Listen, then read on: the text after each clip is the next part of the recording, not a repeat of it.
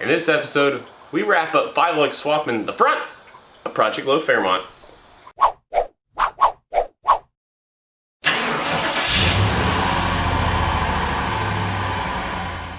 Welcome to the channel. My name's Green Tommy. This is Straight Six Fan, where I like to focus on budget-minded, relatable, creative builds, a little something I like to call offbeat hot rodding, helping you build your hot rod and your confidence. But today, we continue on Project Low Fairmont. It's the never-ending story of a 5-lug swap. Of course, we still have the front to wrap up, which we did. But I'm going to rewind back to Monday when I repacked the front bearings. So let's see what that looks like. We begin our journey today with a fresh set of nitrate gloves because part 2 here of the Ranger Rotor 5-lug swap is literally just changing your front rotors. So if you watched part 1, you saw all the other things I uncovered after disassembly. Of course, the disassembly is its own episode as well, but if you missed part 1, of course, up here is an info card to that. But I showed you all the, ball joints, tie rod ends, caliper hoses, all that stuff. But literally, if all that's in good working order for you, we would be just literally changing out the rotors. So you would want to go to a parts store and buy a 1983-84 Ford Ranger 2-wheel drive front rotor. Same diameter. I've mentioned that here now twice. Those last 2 episodes I told you about, I would have mentioned this as well. But the 2-liter is the rotor you are after. So with that, you would literally just be replacing it. However, as you know from part 1, bearings were no good on this set. So we're going to repack some bearings, and I will show you how to do that as well. With the new bearing in hand, out of its package, we now move to the grease. Now, this just so happens to call out that it is wheel bearing grease. You'll want to look for high temp. That's the important thing. But anyway, I've never actually done this, but I'm basically just replicating someone else's video. But anyway, just put a dab of grease on your palm. And the reason why I say palm is just because it gives you an area to work against, like so. And so you just kind of do this, and you keep working yourself around and around and around until eventually you need to get the grease to press out the top up here. So it's going to take a couple passes to go along to get grease to basically work its way up. But grease, being a fluid that it is, it will always kind of positively pressurize itself. So it will happen eventually. You just got to keep at it. Eventually, after time, grease does start to work its way through the top. You can always kind of check yourself against it. You can kind of see it squeezing up through. But just looking for air pockets, which actually it looks like we're a little light here. So I got to work that a little more. But I'm doing the inner bearing first because it's going to be easier to drop into the back of the rotor. And then the front, or the outer bearing, can slide on the spindle after the rotor's on. But I do still need to grease up the inside of the rotor itself, as I cleaned out the old grease. Eventually, once we get the grease where we want it, I will just slightly clean off the outside like so, and we will coat the inside of the rotor.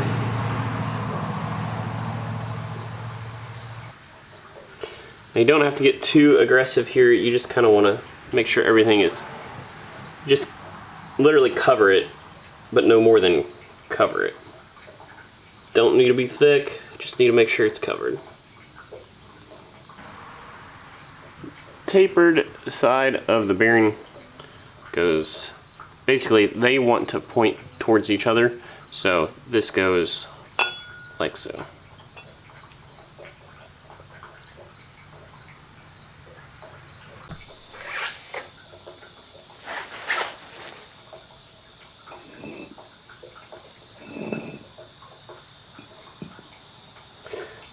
We are going to reuse the seal that came with the Ranger rotors I bought used, because again, the guy I bought them from had less than an oil change's worth on the setup. So you can see there's kind of two sides. Obviously this flat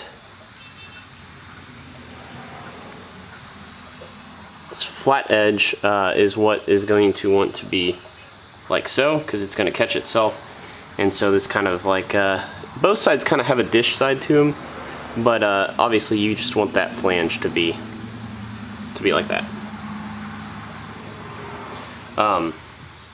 We will go ahead and put a little bit of grease on the inside of this, just so it's even though it's been used before, just to kind of make sure it's not a dry seal.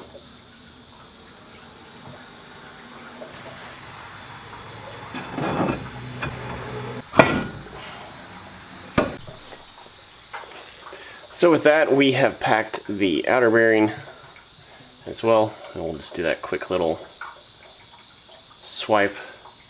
But again, remember, tapered ends point in towards each other. Now there is a raceway that comes with the bearing in the kit.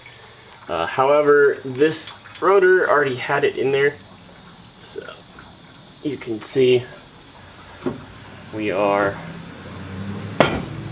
there we go.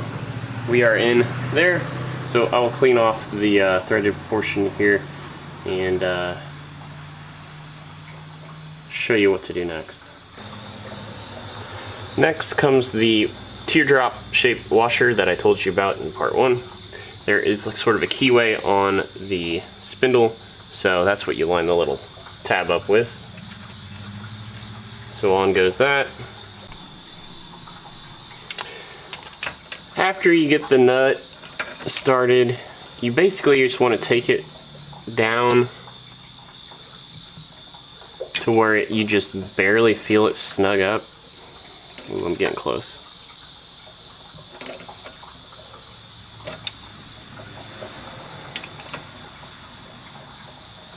And then you back it off just a little bit.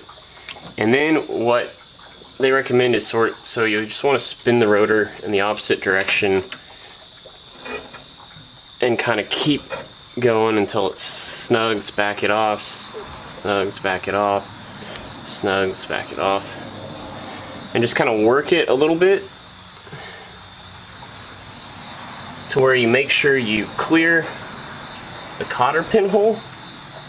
After that, don't forget the retainer clip, the cotter pin, of course I still need to bend this, as well as the dust cap, which just you simply can tap on with a hammer. And if you have a flat piece like a screwdriver, I would recommend that as well.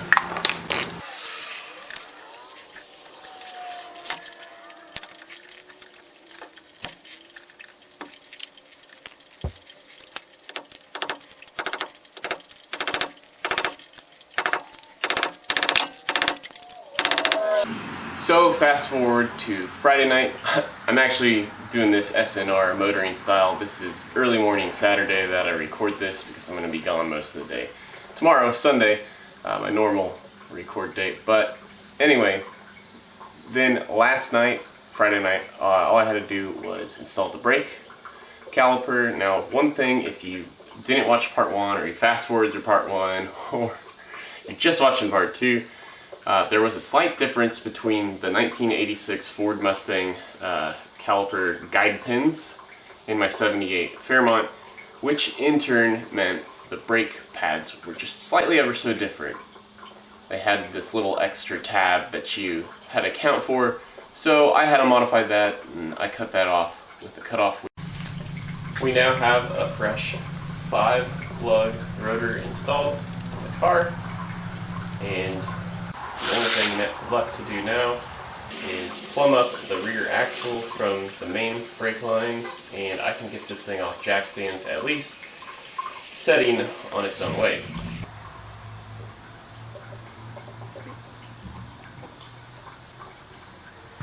Aside from the back brake line, I still have, as you know from part 1, we talked about having a clearance issue hitting the strut. Now I did borrow some 1-inch wheel spacers from a friend locally who had these on his Fairmont. So I know this will work, but the 1-inch spacers will wind up, a little bit of the wheel stud will be sticking out, so I'll have to cut that off. So I'm a little reluctant to do that at the moment because, based on another Fairmont owner who's run Crown Vic wheels successfully, the math works out to where I think I only need a 3/8 inch spacer. So I'm going to come up with some way to just, cut some little steel tube or something at 3/8 of an inch to see if that works. Again, all I'm going to do is take this off the jack stands and set it on its own weight, because what I'm worried about is right now at full droop with the suspension, that the control arm, as it pivots, let me see if I can do this. If this is the lower control arm, if it's pivoting like this, then the angle that the strut's at is more up and down. So I'm closer to the strut and the strut's more vertical. Now once it gets on its own weight, I feel like the strut's going to kick back more at a triangular shape like that. Yes, I am a contortionist, if you were wondering. But anyway, so I got to figure out, whether that's stacking washers or something. I don't know. Again, I'm not going to run the car on its own weight like that. I just want to set it on the ground and kind of peek my head around and look at it that way before I commit to cutting off studs by installing these. But anyway, that's for another episode. It's a busy weekend for me, guys. Thanks for tuning in. Thanks for watching. Like, comment, or share this episode. Or if you like what you see, if you think there's good value here, go ahead and think about subscribing to my channel. Definitely appreciate that. Reminder, the Car Guy and Six Van Show are weekly.